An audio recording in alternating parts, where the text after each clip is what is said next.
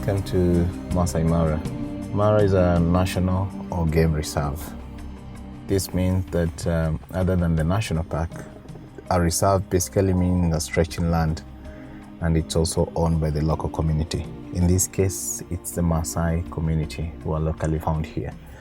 This is home for the big five. We have all the big five here: the lions, the elephants, the rhino, the leopard, and the buffalo. This is an open savanna. Basically, Maasai is the Masai Mara is a name from the local community, Mara being a plain savanna land, and the Maasai being the local community. That's forming the name Masai Mara. But basically, Mara it's an open savanna grassland. It's made up of riverlines, permanent rivers and seasonal rivers, and also natural springs. We have some forest cover within the mountains and the hills, and open grassland. We also have different species of birds and also crawling animals, both diurnal and nocturnal animals. So early morning and late evening gives you a chance to see the African sunset and the African sunrise in the savannah. It also gives you an opportunity, because this is where the nocturnal animals get to, in the evening, they arise for them to go hunting. And early in the morning, you get to spot them going back into their hiding. This is because of to hide from the heat from the sun.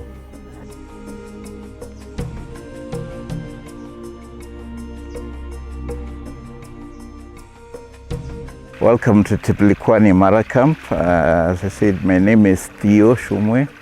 Yeah, the camp was opened 14 years ago.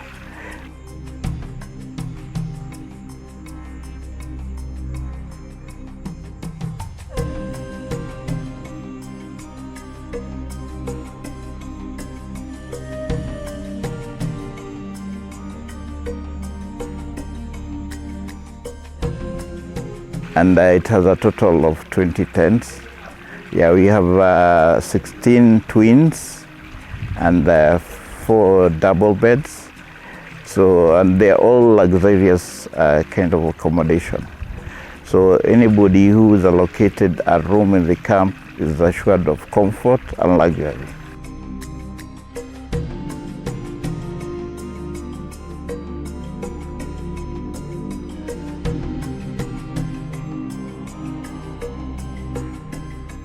The camp is actually strategically located so that you can easily access the game viewing points, which include the Mara River, where it's so famous for migration of wildebeest crossings, and also the other big cats in the Mara, like recently we had the Tanobora, that's the cheetahs that we had just next to our camp here.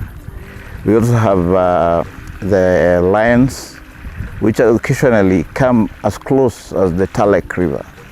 So the guests have quite unique view while having their meals in the restaurant to see the animals. So we have other features in the camp, like the bar, we have the spa, we have the pool, and we do all other activities, including bush breakfast, bush lunches, and bush dinners.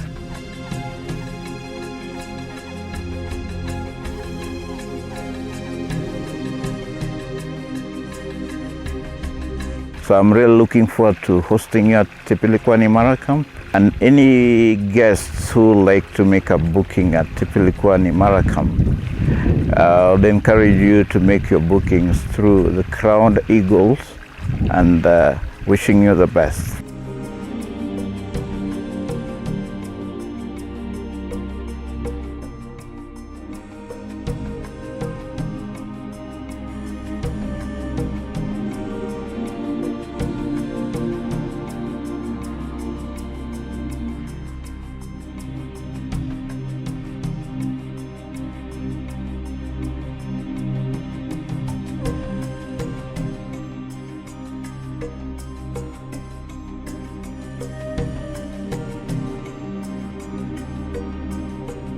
This is a pride of lions.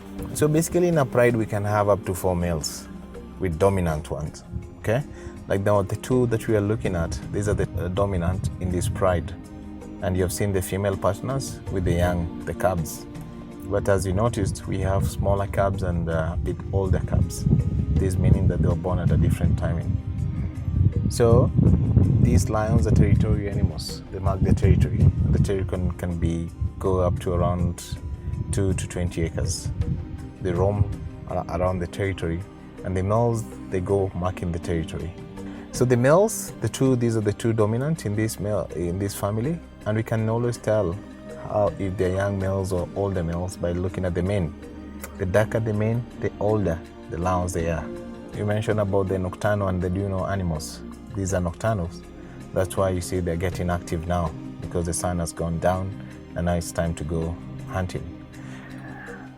So the females always browse around to spot the prey, and they'll always alert the male, especially with a big kill, and the males can also participate. But in most cases, the females go hunting. This is because they are faster, because they're lighter in weight compared to the males.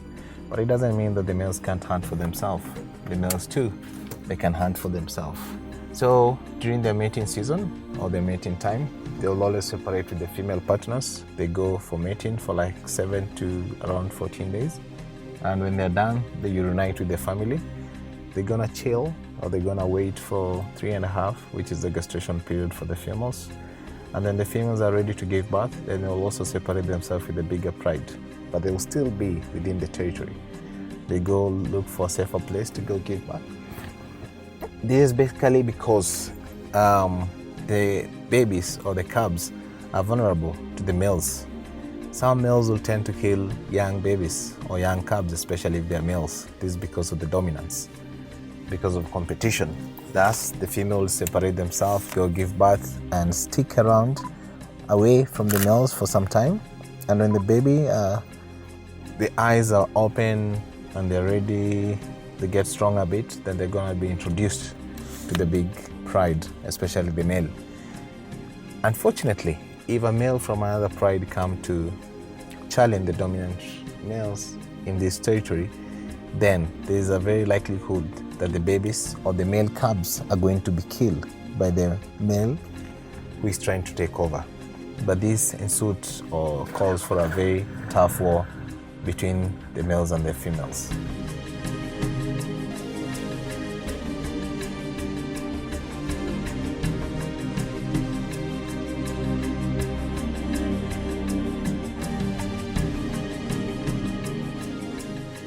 We have the mountain zebra, the common zebra, and the Great zebra.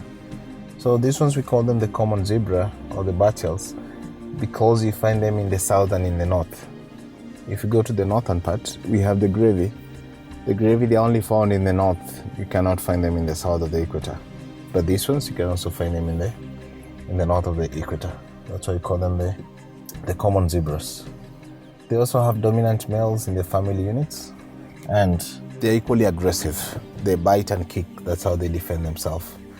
You have the stripes, the black and white stripes. Basically, the stripes, they normally helps in regulation of the body temperature, and also the camouflage. Remember, the black attracts the heat and the white repels.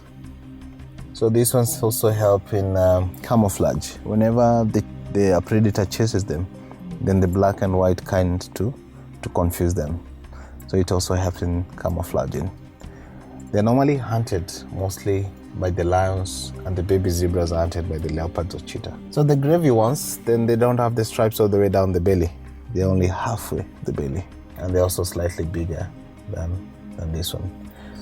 Another thing is that the zebras always tend to be fat. It's very hard to see or rare to see a thin zebra. This is because they have some enzymes in their body, in their belly, that fattens them.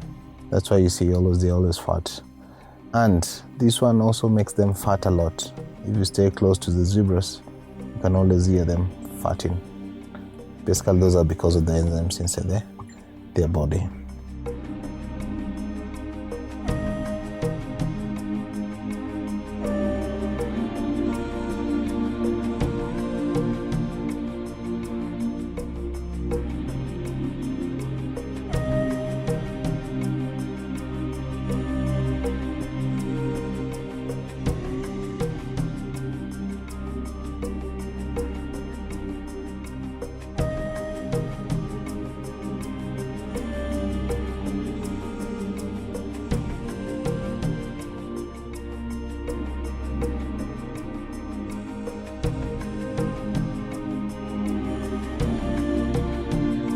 These are the Masai ostrich. So we have two types of them, two species of them. We have the Somali. You find them in the north of the equator. Basically, the Somali you can differentiate from the southern one, which is the Maasai, by looking at the neck and the legs. You see, these are pink. So basically, the ones in the north, they have gray, silver gray, neck and leg. But the females, they resemble each other. So ostrich also, they are social animals. They live in family units. A male could have different female partners, but in most cases in a family you'll find 2 or 3 males with their female counterparts. One interesting thing about the ostrich is that they lay eggs and they put them together, the females. They put their eggs together. And another thing is that the older female and the males are the ones that sit on the eggs. The young ones don't get to sit on the eggs until a certain age that they achieve. But the males will sit on the eggs longer compared to the females, mostly during the day. Once the eggs hatch, then we'll take care of the chicks collectively. Even the other females will take care of them. The eggs are quite vulnerable because of the hyenas and snakes. Remember, snakes feeds on eggs, and the hyenas too. They tend to steal from them. But remember, an ostrich being the largest non-flying bird, it's also very aggressive. They defend themselves by the beak or the toes, the 2 toes. They can scratch and hit with the beak. So the biggest predator to an ostrich is mostly a leopard or a cheetah. This is because of the speed. They are equally fast.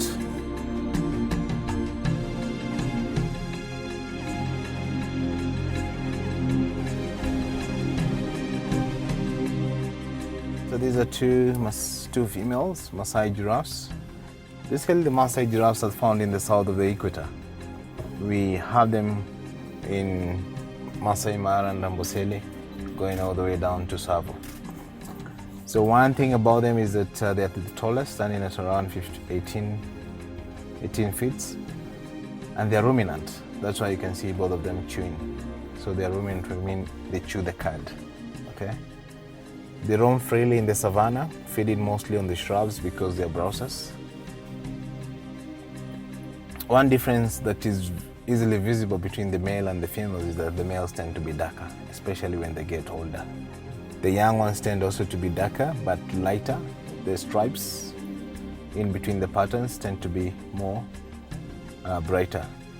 The other thing is that the horns. You see, like they have 2 horns. The male will tend to have one more at the back of the 2 horns and one in front of the 2 horns. And also taller than the females. So their gestation period is around 15 months. They can live up to 28 years. The main predators for the giraffe are the lions.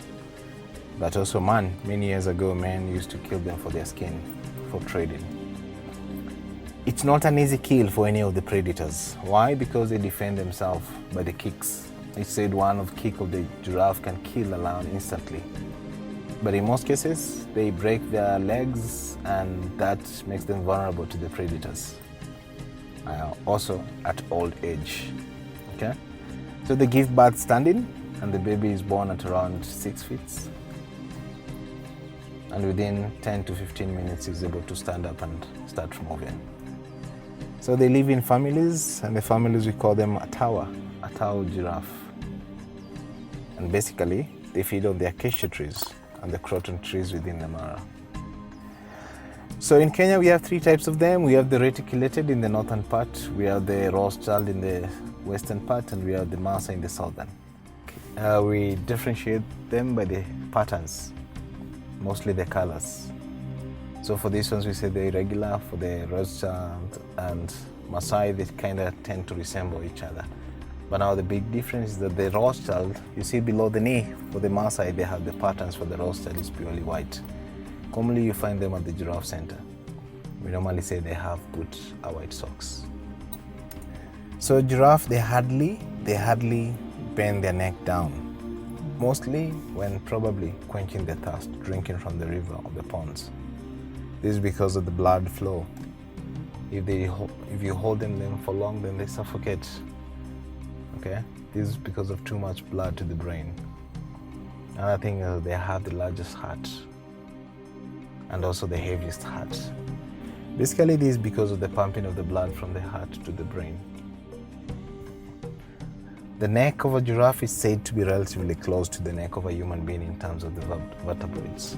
So giraffes are both diurnal and nocturnal. They roam through the savannah during the day and also the night.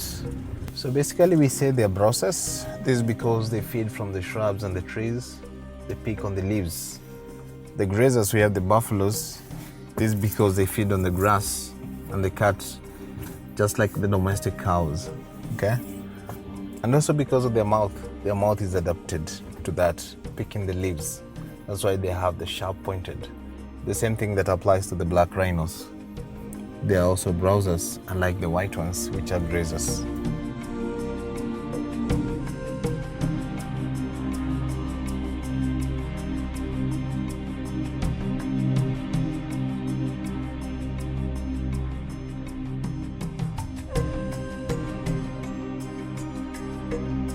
So the elephants. Basically, a family of elephants is called a herd of elephants. Unlike in other animal kingdom, the elephant, the female, she's in charge of the family, and we call her the matriarch. These are the largest land mammals that we have. They live the longest. They can live between 60 to 70 years old. And they also have the longest gestation period of around 22 months. 22 months, almost 2 years. In most cases, they give birth to one baby, but in rare circumstances, they give birth to twins. It has been recorded in Amboseli and Samburu, where a female gave birth to twins. Basically, these are browsers and grazers. By this we mean they cut the grass and they can also feed from the trees or the shrubs. The main predator of an elephant is a lion, but mostly human is a bigger threat to them because they kill them for their task. The poachers kill them because of their task. Elephants basically they feed throughout their life and they reproduce throughout their life. In case of a matriarch, if a matriarch falls down or if a matriarch dies, then the older female will take over. In case they're not fully grown to be able to take over the herd, then the sister or a related female elephant will take over. Elephants, other than being poached, they mostly die out of old age. This is because their teeth, the set of the teeth, they grow in sets. So if one set is worn out, another one grows back. If that is worn out, another one grows back. And then they cannot be able to feed, and that's why they starve to death. In most cases, this is always visible. Wherever you go in a marshy area, you'll always find probably mostly a male just by itself. These are social animals. They take care of the young ones collectively, mostly because they roam throughout the night and day. When the baby is tired, then the older ones will surround it and let it lie for some minutes. Older elephants, they don't lie down, mostly, but they'll always look for a shade where they're gonna have a nap, take a nap under a shade. Sometimes you find them scratching themselves from the back of the trees and also the termite hills. They're aggressive, mostly depending on where you are. In savannah, they are not super aggressive, but if you go to the forest parks where we have forests like Aberdare, they're also very aggressive, or Mount Kenya. When they start getting aggressive, then they pull their ears upright and the trunk. In most cases, they'll put it on top of one of the tusk, and then they'll come charging. So they don't have a skin, they have a hide, and we call them the African elephants because if you look at the shape of the ears, they have the shape of the African map. So the tusk, they start growing from the age of 4. Then that's when they're going to be visible. During this time, the baby, when he's born, he or she is only able to feed, to be weaned, basically to be able to suckle the mother for quite a while before she's able to start digesting or feeding on itself, for itself.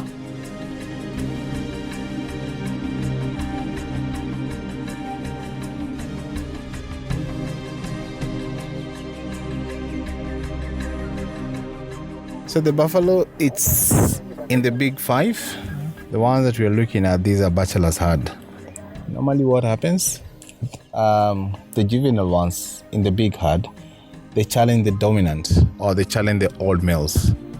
And because the old males don't want to get into fights, then they'll abandon their families and form a group we call the bachelors. And still in the bachelors herd, we have the loners, those who just want to be on their own. But most of them will stick together, and this enables them to protect each other from the predators who are lions. But all the same, because of their age, they get weaker, the lions are still able to get them.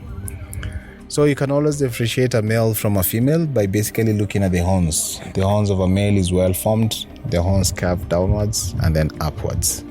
A male buffalo is called a bull, a female a cow, and a baby a calf. Most of the characteristics are just like domestic cows, but one visible thing is that the babies normally feed from behind the mother, in between her rear legs.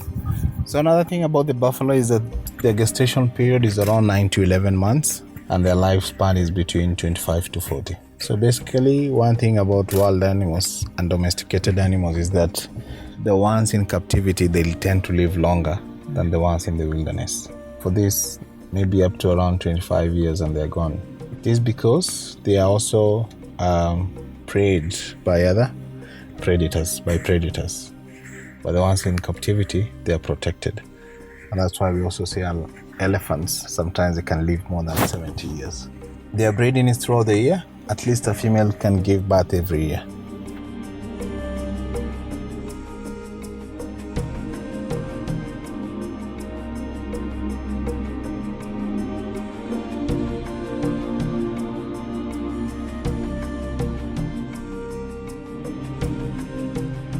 This is a sausage tree. Scientifically, we call it the African Kigalia. So the sausage trees, you see those things, the fruits that are hanging. It's a very major ingredient to a Maasai and a Kikuyu community in making their local brew called Moratina. So basically also in the local language, we call it the Moratina tree. So those fruits, it's an ingredient to the Moratina drink that helps in fermentation. Other than other ingredients, these ones play a very big role, fermentation.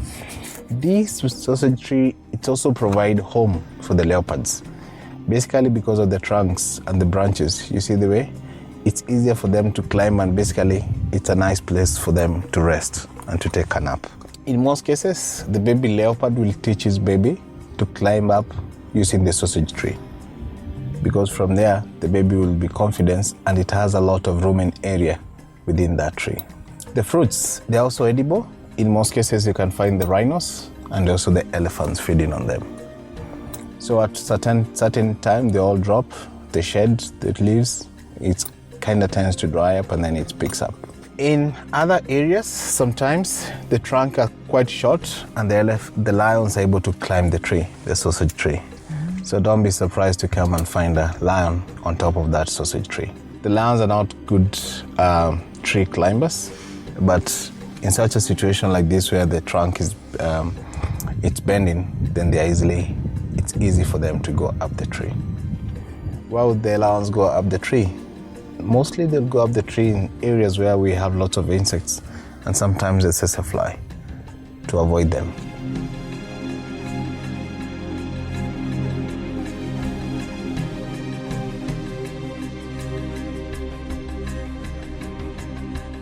There's high probability that that's a female cheetah. As you all know, cheetahs are the fastest animals that we have. The females are solitary. These women, most of the time they're on their own. The males can be social. And males, they form a coalition. A family of cheetah, we can call it a coalition. Basically, not really a family, but a group of male, we call it a coalition. And they stick together, and by that they help each other when it comes to for hunting. So this one, whenever a female needs a male, then it's gonna go look in the territory, because the males also mark the territory. When they find one, after the mating, then they'll all go separate ways. The mama, when she gives, the gestation is 3.5 months, and when she gives birth, then she's gonna teach the young ones how to go hunting. And once they know how to hunt on themselves, then the mother will abandon them, and she'll live her own life. Despite being cats, they're also preyed by other cats, like the lions and the leopard. They also get hunted by them.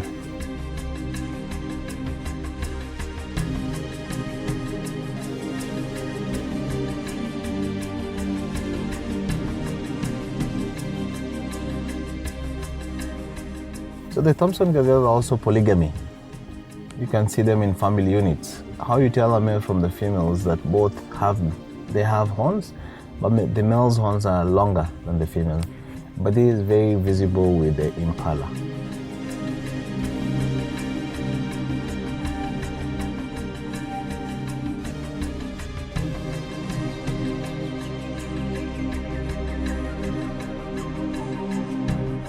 Hyenas are nocturnal, and that's why they're starting to appear now. That's a young hyena because of the coloring. You can always tell the difference. The older they get, the darker or the browner they become. When they're young, they have black spots with the whitish body. Them too, they also live in large families and they hide in dens. Hyenas, people say they don't hunt. Basically, they're known to be scavengers. But they're opportunistic hunters. In case an opportunity presents itself and they can go for it, they'll hunt on them. And they're also said to kill baby lions. The more you spend time in the park, the more you get to see. It also enables you not to be in a rush. Like you see with the elephants, you give them time. From a distance, they came very close. And whenever you maintain silence, then the animals feel free to get closer. We can also get to see herds of buffaloes and elephants. And, if lucky, the big prize of lions. Leopards, we used to have the 5 brothers, which used to roam within this area, the Talek area, towards the Olkiombo, stretching all the way to the Olkiombo. Unfortunately, at the moment, we only have 2 remaining. The evening game drive gives us an opportunity to get to see both the diurnal and the nocturnal. If we are lucky, we will be able to spot some of the nocturnal animals. Most visible one are the hyenas, because when the sunset goes, then the hyenas start coming out from their dens. This is because they prefer to go out in dark, or because it's cooler for them and they're able to see or prey, or even go and prey on the lion's kill or the cheetah's kill or the leopard's kill.